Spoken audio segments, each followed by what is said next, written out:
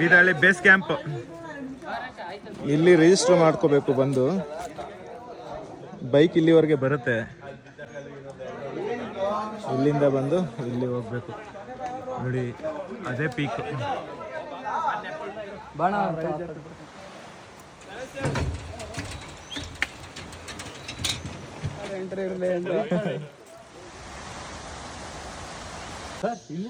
ಆರು ಕಿಲೋಮೀಟರ್ ಇಲ್ಲಿಂದ.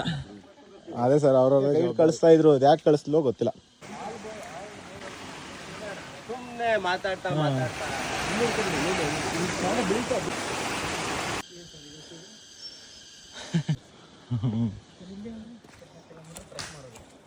ಅದಕ್ಕೆ ಬೋರ್ಡ್ ಹಾಕ್ಸಿದೀವಿ ಸರ್ ಎಲ್ಲ ಕಡೆ. ವ್ಯೂ ಪಾಯಿಂಟ್ ಮಧ್ಯದಲ್ಲಿ.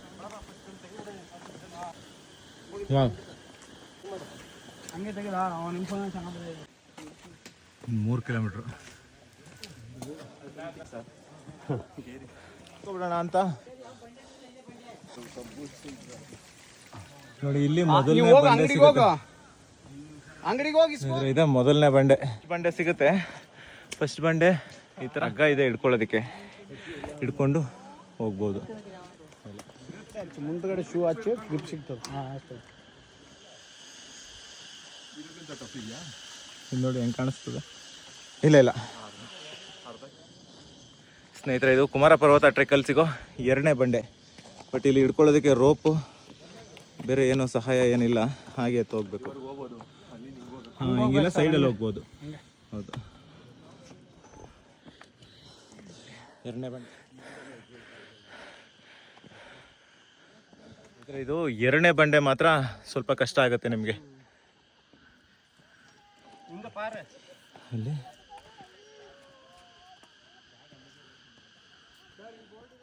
2 ಕಿಲೋಮೀಟರ್ ಇನ್ನು.